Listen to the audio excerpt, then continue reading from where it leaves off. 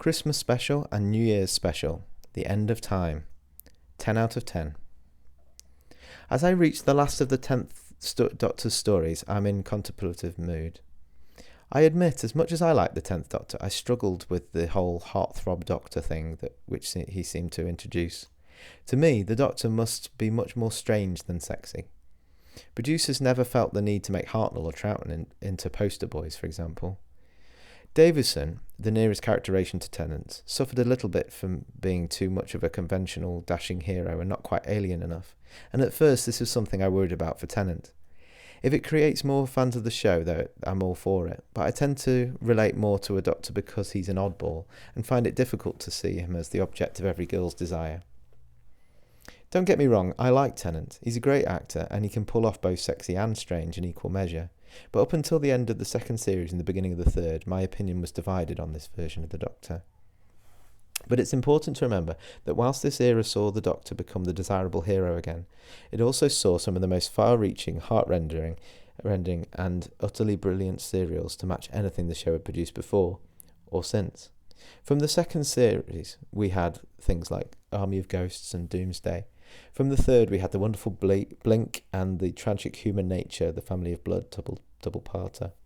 In the fourth series preceding these specials, we had The Silence in the Library, Forest of Dead, and The Stolen Earth, Journey's End double-parters, both of which were superb. So it's fitting that this Doctor Swansong is both grand and truly memorable. A real celebration of what started seemingly as a premature replacement after Eccleston's all-too-brief tenure came to an end, and ended up being possibly the most treasured era of Doctor Who since Tom Baker.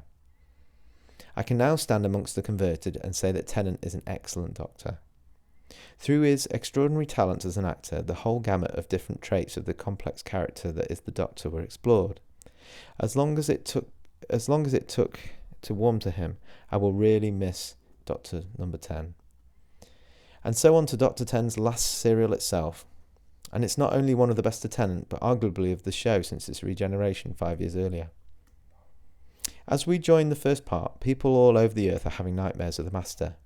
This is more than odd, as the Master's conquering of Earth was wiped from history by the Doctor at the end of Series 3.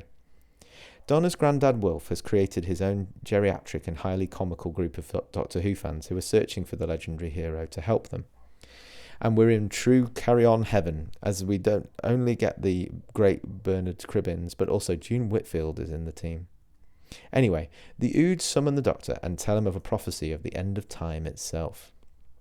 The Master is reborn through his followers who use the essence from his ring to bring him back to life. But his wife, now freed from his mind control, tries to destroy him as he comes back. This only serves to create a monster even more dangerous and unhinged, ravenous and even cannibalistic in his half-regenerated, degenerated form. Another misguided human megalomaniac thinks they can work with the Master to create an immortality gate. True to form, the Master double-crosses him and uses the gate to turn the whole human race into facsimiles of himself, a master race of carbon copies. This makes for a cliffhanger that is not only captivating, but darkly comedic to boot. In this episode, Tennant manages to make the Doctor seem the loneliest we've ever seen him, and his portrayal really pulls at the heartstrings. In contrast, the character of the Master hasn't been this scary since The Deadly Assassin, and this is easily the best portrayal since then.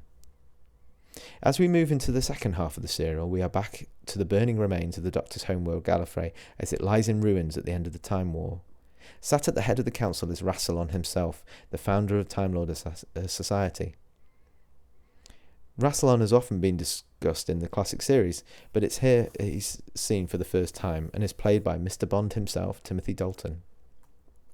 The Time Lords have been locked by the Doctor in the Time War as a way to stop the destruction caused by the ceaseless Dalek Time Lord battle.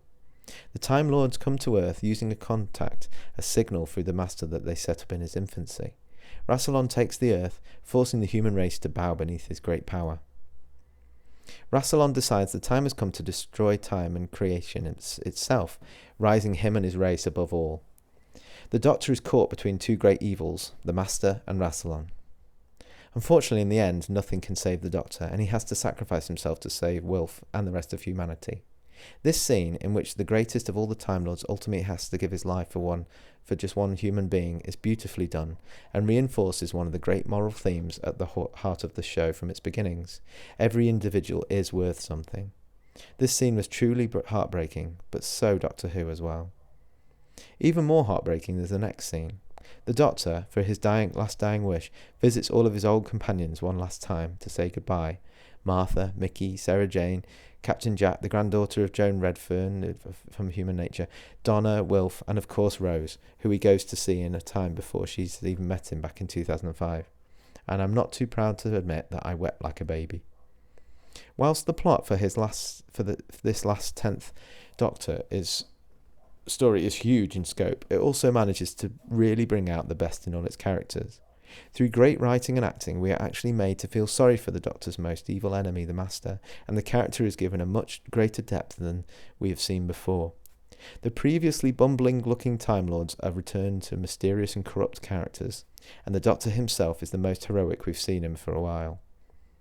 Not only is this a contender for the best special, but this epic, memorable, and thoroughly exciting double-parter is essential viewing for any fan of the show as a whole. As one of the main cruxes of the show is time, this special serves as a complement, a great testimony to time itself. For whilst time may yield all of life's wonders, in the end all things must pass and time must take its spoils. I don't want to go are Tennant's final words, and as viewers at home we can't help but agree. A truly grandiose, heartwarming ending to one of the best Doctors yet. Allons-y, Mr. Tennant, and thanks for everything.